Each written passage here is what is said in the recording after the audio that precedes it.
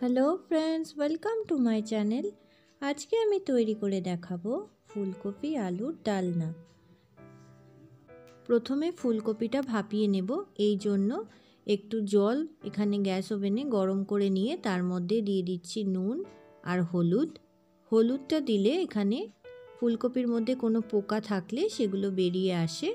এরপরে আমি টুকরো করে রাখা ফুলকপিগুলো ভালো করে ধুয়ে নিয়ে এর মধ্যে কিছুক্ষণের জন্য ভাপিয়ে নেব। ব্যাস, আমাদের ভাপানো হয়ে গেছে, জলটা ঝরিয়ে নিচ্ছি। এরপর আবার গ্যাস ওভেনে কড়াই গরম করে নিয়ে তাতে আমি 1 চামচের মতো তেল গরম করে নিলাম। তেলটা একটু গরম হয়ে আসলে এখানে আগে থেকে কেটে রাখা টুকরো করা আলুগুলো দিয়ে একটু ভেজে নেব। এর মধ্যে দিয়ে দিচ্ছি একটু নুন আর একটু হলুদ গুঁড়ো।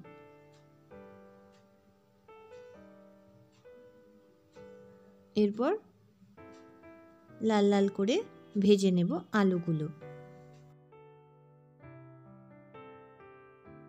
ভাজা হয়ে গেছে, এবার আলুগুলো আমরা তুলে নিচ্ছি। এরপর ওই তেলেই আমরা ফুলকপির টুকরোগুলো দিয়ে দিচ্ছি এবং এগুলো 2 মিনিটের মতো ভেজে নেব।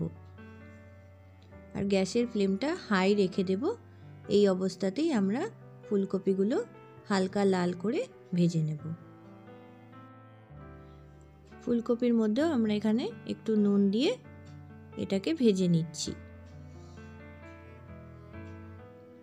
এগুলো ভাজা হয়ে গেছে, এখন তুলে রাখছি।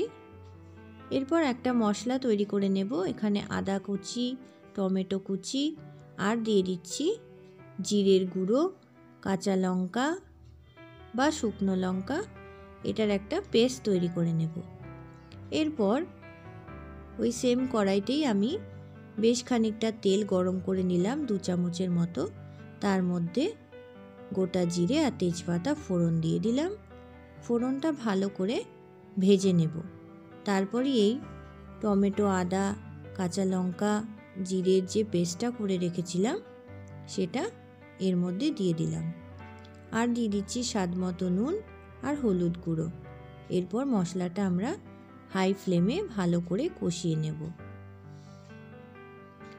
বেশ খানিকক্ষণ কষিয়ে নিয়ে যখন মশলাটা থেকে তেল বেরিয়ে আসবে তখন এর মধ্যে আগে থেকে ভেজে রাখা ফুলকপি আলুগুলো দিয়ে গ্যাসের ফ্লেমটা একটু লো করে কিছুক্ষণ কষিয়ে নেব।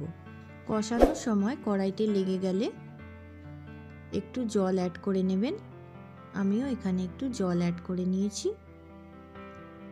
এরপর আবার ভালো করে কষিয়ে নিচ্ছি। এরপর যেই বাটিটায় আমরা ফুলকপি আর আলুটা ভেজে তুলে রেখেছিলাম সেখানেই আমি 2 চামচ টক দই নিয়ে ভালো করে ফেটিয়ে নিয়েছি। এরপর এই টক দইটা ফুলকপি আর আলুর মধ্যে দিয়ে একটু কষিয়ে নিচ্ছি। টক দই দিলে টেস্টটা আরও বেড়ে যায়।